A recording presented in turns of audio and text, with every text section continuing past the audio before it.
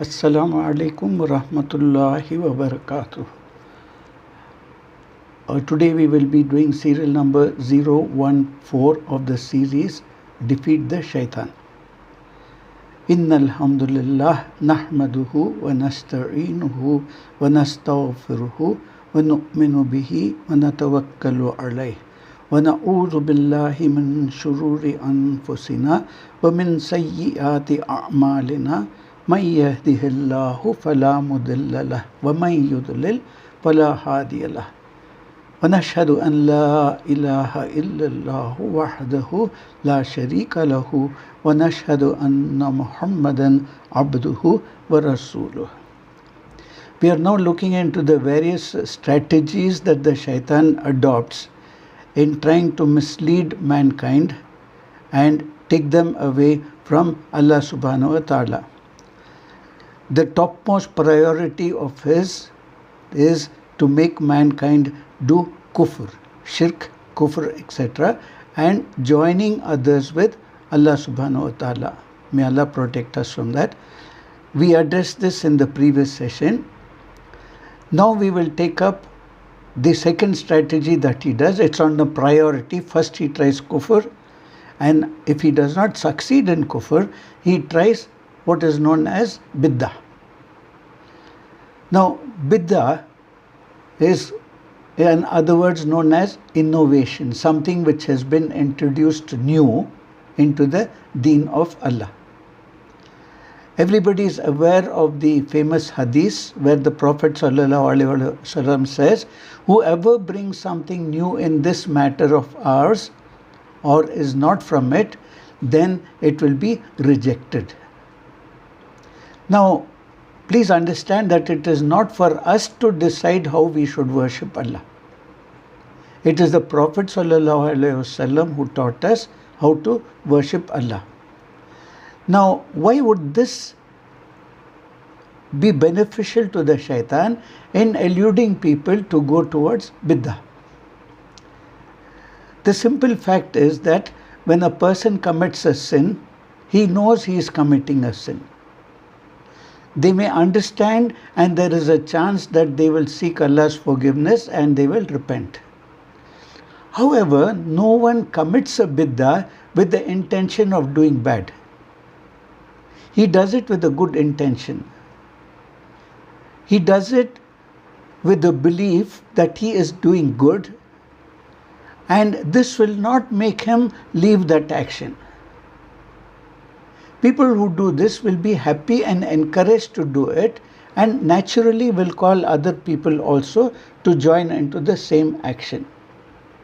And like this, it will be passed down from generation to generation, and in such circumstances, it is extremely difficult to get rid of this practice. And bid'ah can easily lead to shirk and kufr, which is the first priority of the shaitan. Allah has given us a religion that is perfect, complete, and is intact. Surah Al-Ma'idah, Surah number 5, Ayah number 3. Part of this surah, as Ayah reads, "This day I have perfected your religion for you, completed my favor upon you, and have chosen for you Islam as your religion." The moment we start to chip away things from it or add to it, then religion becomes weaker and the person's path to falling outside the deen becomes easier. The fact that religion is being changed is that the religion is not being protected, and as a result of which the person's iman is not protected. Just to have an idea how bid'ah started, how the shaitan slowly leads people to commit bid'ah. Before Nuh alayhi salam was sent to his people, the people of that area, many years ago, they had some very good members in the society who were very good, who were very sincere, who were very helpful, and were of great use for the community, and they led the people towards whatever is good. Now, naturally, they will not live forever. And when some of them died, naturally, the people missed them a lot. And they were thinking of these people who once were there to support and guide them in all good.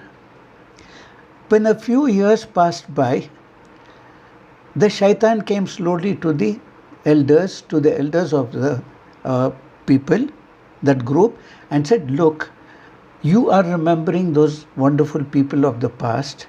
What about your children? What about their children? Down the line, they will forget them completely. They will have no idea who these people were and what is the good they had done. So he says, I'll give you a suggestion. In order to make them known to the other people, not as a thing of worshipping them or some such thing, but just to remember that such people existed, why don't you make some sketches of those people so that whenever you're trying to talk to others, talk to the children, talk to the youth about it, you will say, see, this is how the person looked. So they thought it was a very good idea and they started adopting this. It was not with the intention of worshipping those sketches, it was with an intention of reminding the other people that such people existed earlier and they had a very good character and were very helpful to the society. A few years passed down the line. Then the shaitan came to those people again and said, look, you have made these sketches. Now, how long do you think these sketches are going to last? They'll start fading away, and ultimately the people down the line will not even be able to recognize these sketches. Why don't you make something which will last longer? For example, you know them, the sketches are there, they look so nice, etc., etc. Why don't you make some images of them? Make images in such a way that they don't get faded away. He suggested, why don't you make their images from stone? Stone is going to remain permanent and they will be looking at the stone and then they will be remembering the people who had come earlier. He did not ask them to worship the stones. No, it was just a next step that he took.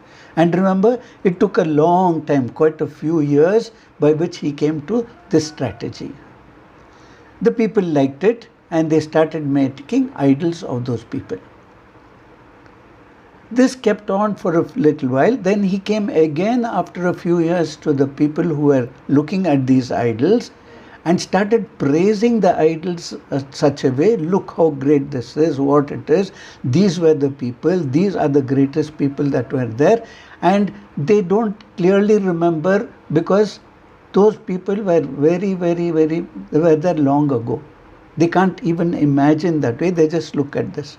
Now the shaitan says, they were such good people, why don't you ask them for something?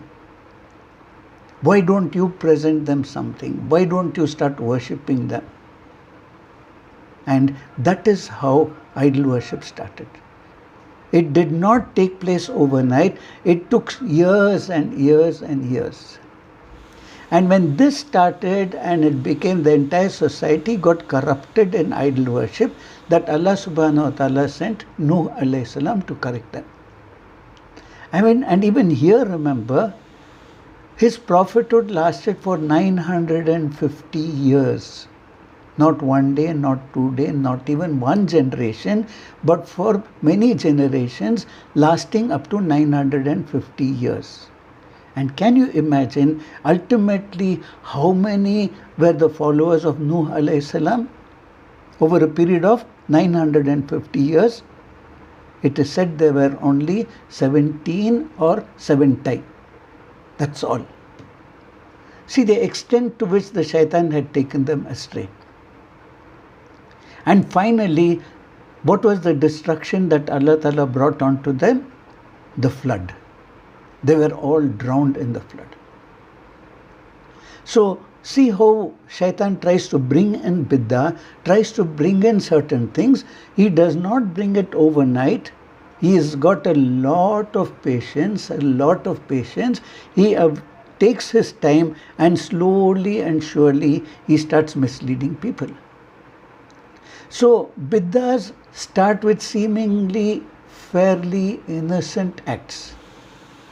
But the end game is extremely dangerous. If something is attached to the religion which is perfect, then something imperfect is being attached to it. The perception the outsider would get is that there is some problem with the religion. This will lead doubts into the minds of the people when they see people practicing bid'ah. It is not the religion, but the practice that is attributed to the religion that causes the problems.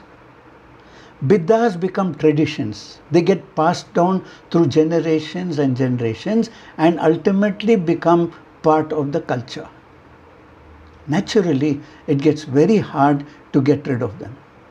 So we have to be very, very careful and extremely sensitive when talking to someone about bid'ah. When you tell someone that this is a particular thing that your parents were doing, the parents are no more alive, and that is worse than a major sin, can you imagine the reaction of the person? It's a very difficult pill for that person to swallow. When someone commits a bid'ah, they consider it as something which is good, as a result of which they are less likely to seek forgiveness of Allah as opposed to major sins and other sins in general. Now, bid'ahs usually take a place of a sunnah, and sometimes they replace the sunnah. The time taken to do the bid'ah is actually the time taken away from doing something which has been legislated by Allah. What is the nature of bid'ahs? The nature of bid'ahs is separation. Each one chooses his or own way of worshipping Allah, with each one thinking that his or her way is better. Whereas the nature of Sunnah is to bring people together. There is so much wisdom in Allah keeping our deen closed, completed, when it comes to acts of worship. We are not allowed to do any act of worship unless we have clear evidence for it. That is why knowledge is extremely, extremely important. Now, the question arises, how do I protect myself from bid'ahs? As I said earlier, knowledge. The more we learn the religion of Allah, for the sake of Allah, to get closer to Allah, the more we understand what is legislated and what is sunnah. Not what we think is right. We should be humble enough to ask Allah to guide us to what is right. The next is, whatever you do it with sincerity. Even if you have attained certain knowledge, please be careful, you still don't know much. So be careful. When you have credible scholars on both sides, when there's an argument, it becomes extremely difficult. We have to be very careful how we approach such issues. And in case you come into such circumstances, how can I protect myself? How can I be sincere with Allah? One of the things I can hope for is that I can die in a state of knowing that I only did that which I was positive about, and this is something that is pleasing to Allah. Sincerity means that we put our personalities, our groups, and our scholars aside. I don't know, but if I leave it, I have protected myself. Now, the scholars of the earlier generations would say, if you are given an option which could be a sunnah or bid'ah, the way to protect yourself is to leave it. Maybe those scholars are right, I don't know. But I know that Allah will not punish me for doing something which is recommended, if indeed it is recommended. And I will have the satisfaction in knowing that I protected myself. It is my relationship with Allah, and I only know that which I knew, and I surrendered myself to it. There is a hadith, a single scholar is more severe, more formidable against the shaitan than 1,000 worshippers. Why? Because the 1,000 worshippers could be worshipping Allah upon the misguidance given by the scholar. When the scholar worships Allah, he or she is going to make sure that they have knowledge of what they are doing. If they don't have knowledge, they at least know how to protect themselves from falling into those types of actions.